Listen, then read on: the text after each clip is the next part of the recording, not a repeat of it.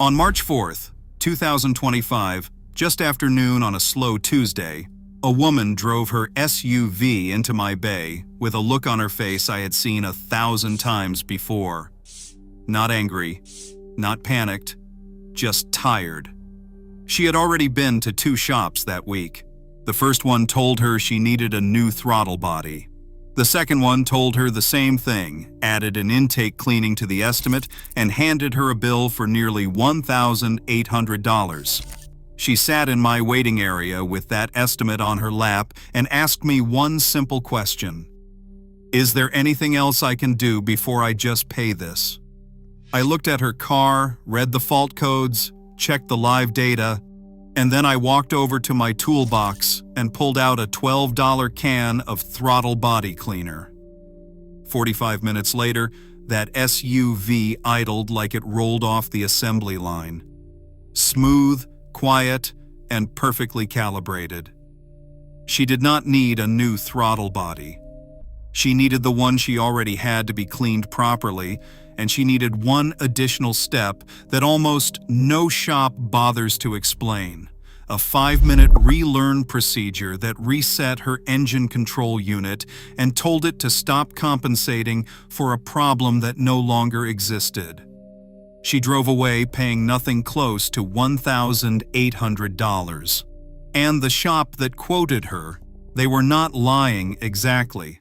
They just never tried the simplest fix first. That is what this video is about.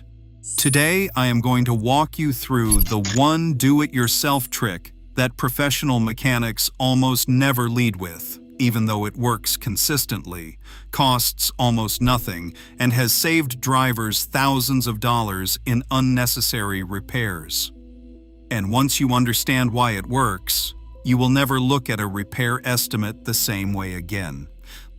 Let me start with something most drivers never get told. Your throttle body is one of the most important components your engine depends on every second it runs.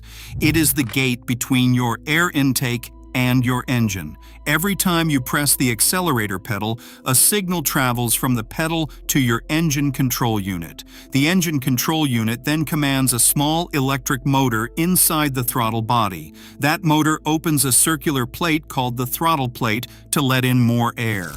That air mixes with fuel, combustion happens, and the wheels turn. Simple in concept, precise in execution. But the throttle body does not operate in a clean environment.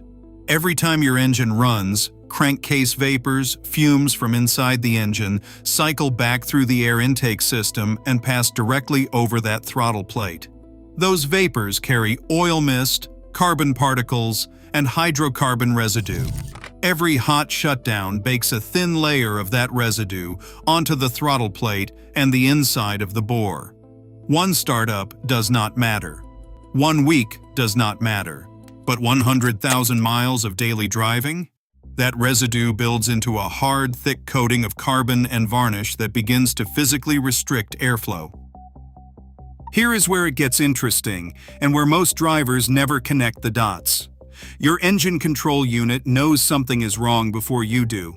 It monitors airflow constantly. It reads the mass airflow sensor, the throttle position sensor, and the oxygen sensors simultaneously. When carbon builds up and starts restricting the throttle plate from closing fully or from opening smoothly, the ECU does what it was programmed to do. It adapts. It compensates. It adjusts the idle speed upward to account for the restriction.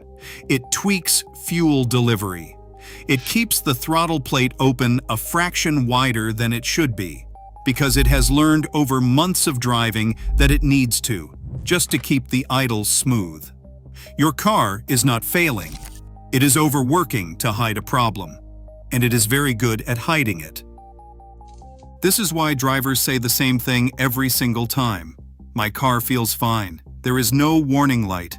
It just idles rough sometimes, or hesitates a little off the line, or my fuel economy is not what it used to be. They are not imagining it. The car is compensating so hard that symptoms only break through at the edges, a slightly lumpy idle at a cold start, a hesitation when you tip into the throttle gently, a fuel economy that has quietly dropped 10 or 15% over the last 2 years. Everything else feels normal because the ECU is bending over backward to make it feel that way. Then someone brings the car in for an oil change, and a service advisor notices the fault codes, throttle position variance, idle control fault, reduced engine performance. They run the diagnostic. They quote a new throttle body assembly, a software update, and labor. That estimate goes to the driver, and the driver assumes the car needs what they are being told it needs. Nobody ever asks whether cleaning was attempted first. Nobody walks the driver through why a $12 can of spray and a 5-minute procedure might eliminate the entire problem. There is no incentive to start there. A clean throttle body does not generate a 4-digit invoice. But here is the uncomfortable truth. Cleaning is almost always the correct first step. And when it works, which is far more often than shops will admit, you just saved yourself $400 to $1,800, depending on the make and model. So let me walk you through exactly how it is done and, more importantly, why the second step, the relearn, is the part most people get wrong. The cleaning itself is genuinely straightforward. Most throttle bodies are located at the end of the large air intake tube that runs from the air filter box to the engine. On the majority of passenger vehicles, you loosen 2 clamps, one at the airbox and one at the throttle body, and the intake tube comes off. That exposes the throttle body opening, and you can see the throttle plate directly. This is the circular valve that opens and closes with every pedal input. What you will find in most vehicles with 60,000 miles or more is a dark brown or black coating layered on the inside of the bore and around the edges of the plate. In severe cases, it looks like the inside of a dirty chimney. That coating is what your engine control unit has spent thousands of miles adapting around. You do not need specialty tools. You need throttle body cleaner spray, which costs between $10 and $15 at any auto parts store, and a few clean, lint-free shop cloths. Spray the cleaner into the bore generously and let it soak for 30 seconds. Then, gently wipe the residue away. Do not scrub aggressively. Do not spray into the throttle body while the engine is running. Do not use carburetor cleaner, brake cleaner, or any solvent not specifically labeled for throttle bodies, because some coatings on modern electronic throttle bodies are sensitive to harsh chemicals and can be damaged. Throttle body cleaner is specifically formulated to dissolve carbon and varnish without harming sensors or coatings. With a clean cloth wrapped around a small screwdriver, you can get to the edges of the plate and the backside of the bore. Work gently. Most of the deposit will come off in the first pass. By the time you reinstall the intake tube and tighten the clamps, the throttle body looks almost new. The whole job takes 20 to 40 minutes the first time. After that, 15 minutes. But here is where most DIY attempts fail, and here is where most shops that do clean throttle bodies still leave money on the table. The cleaning is not finished when the cleaning is done. The engine control unit, ECU, still has the old data. Think about what just happened from your engine's perspective. For months or years, the ECU has been keeping that throttle plate slightly more open than factory specification because it learned that a slightly wider opening was needed just to maintain normal idle speed. The carbon buildup was restricting airflow, and the computer compensated. Now the carbon is gone. The throttle plate closes fully again, but the ECU does not know that. It is still commanding the plate to hold that extra opening it learned to use. So the moment you start the engine after cleaning, the ECU is positioning that plate wider than necessary for a clean throttle body, and too much air rushes in at idle. The engine revs high. The idle surges. Sometimes it hunts up and down between 500 and 1,200 RPM as the computer tries to stabilize. Sometimes it stalls at a stop. Drivers experience this and think they made the problem worse. They have not. They simply skipped the procedure that tells the computer to forget what it learned and start over. That procedure is called the throttle body relearn, or in some manufacturer documentation, the idle air volume learn. It is the step that reconnects the cleaned hardware to a freshly calibrated software baseline. Without it, the ECU is like a pilot who just had the cockpit rearranged but was never told about the change. Still pressing the old buttons, still expecting the old responses, still getting the wrong results.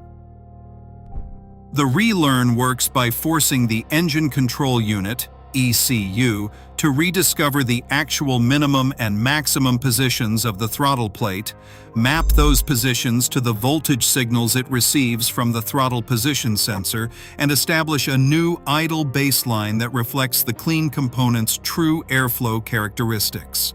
For many vehicles, especially those from Honda, Toyota, Nissan, and many domestic manufacturers, the basic relearn procedure requires no scanner at all. Warm the engine to full operating temperature first. This matters because the engine control unit's idle strategy changes based on temperature, and a cold relearn will give inaccurate data. With the engine warm and all accessories off, that means air conditioning off, headlights off, radio off. Turn the ignition off and let the car sit for 10 seconds. Then turn the ignition to the on position without starting the engine. On many platforms, the next step is to slowly press the accelerator pedal to the floor and release it completely several times. This is how the engine control unit maps the full range of pedal travel and stores the sensor voltages associated with fully open and fully closed positions. Then start the engine and let it idle, undisturbed, for approximately 10 minutes. No touching the throttle, no turning on the air conditioning, no putting it in gear, just let it sit and breathe. During that idle time, the engine control unit monitors airflow, makes micro adjustments, and rebuilds its baseline idle parameters from scratch. When you finally drive away, the throttle response is clean, the idle is stable, and the fuel trims settle much closer to zero. But here is the detail most online guides leave out. Some vehicles require a scanner to complete the relearn properly. On many newer European platforms, certain BMWs, Mercedes, Volkswagen, and Audi, and on some late-model American trucks and SUVs, the engine control unit, or ECU, will not perform a full throttle adaptation using the manual method alone. It requires a bidirectional scan tool that sends a specific command to the engine control module to trigger the throttle body adaptation, also called the throttle actuator control relearn. An advanced OBD2 scanner with live data and service function capabilities will navigate to the engine control module, locate the throttle adaptation function, and walk you through the procedure electronically. The scanner communicates with the ECU, commands the throttle motor to sweep from fully closed to fully open, and uses the sensor feedback to store the new reference values in less than 2 minutes. Professional-grade scan tools that perform this function cost several $100s, but mid-range options from brands like Autel and Launch are widely available for $75 to $200 and cover most makes and models. For the cost of one unnecessary throttle body replacement, you could buy a capable scanner and perform this procedure yourself for the rest of your ownership. And here is what the shops that quote $1,800 jobs do not want you to understand. Even on vehicles that require a scanner, this adaptation procedure is not a separate major service. It takes 3 minutes. It is included as part of any proper throttle body cleaning. The reason shops sometimes charge $50 to $150 just for the adaptation is not because it is complex. It is because the tool they own is expensive and the time is billable. Once you own a decent scanner, you take that cost off the table permanently. Now, what about after the relearn? This is where drivers who understand the system can protect their investment long-term. After a throttle body cleaning and proper relearn, the engine is operating on accurate data for the first time in possibly years. Fuel trims normalize. Idle speed stabilizes at the correct RPM, typically between 650 and 750 for most gasoline engines at operating temperature. Throttle response sharpens, not dramatically, but noticeably. That slight hesitation you had learned to live with disappears. The car does not feel faster. It feels more honest, more immediate, because the ECU is no longer chasing a moving target. But carbon will come back. It always does. The crankcase ventilation system is a permanent part of every combustion engine, and it will continue depositing residue on the throttle plate over time. The question is whether that residue is allowed to build into a performance problem again, or whether it is addressed before the ECU has to start compensating. The answer is maintenance frequency. Most vehicles with port injection, where fuel is sprayed before the throttle plate, benefit from a throttle body cleaning every 30,000 to 60,000 miles, depending on driving habits. Short-trip drivers who never fully warm up the engine accumulate carbon faster. Highway drivers who run the engine hot regularly can stretch closer to the upper end of that range. Direct injection engines, where fuel is injected directly into the cylinder rather than through the intake, have no fuel washing over the throttle plate, which means carbon accumulates even faster. GDI owners should be inspecting the throttle body closer to 30,000 miles and cleaning as needed. The check is simple. Disconnect the intake tube, hold a flashlight into the throttle body opening, and turn the plate by hand. If the bore looks dark and the edges of the plate are coated, it is time to clean. If it looks relatively clean and smooth, put the intake tube back on and check again at the next oil change. 5 minutes of inspection protects thousands of dollars in unnecessary repairs. Here is what I want every driver watching this to take away. Modern cars are not breaking the way old cars broke. They are not failing mechanically at 80,000 miles because metal wore out. They are drifting. They are accumulating small changes that the ECU adapts to, one tiny compensation at a time, until the system is so far from its original calibration that symptoms start showing through the adaptation layer.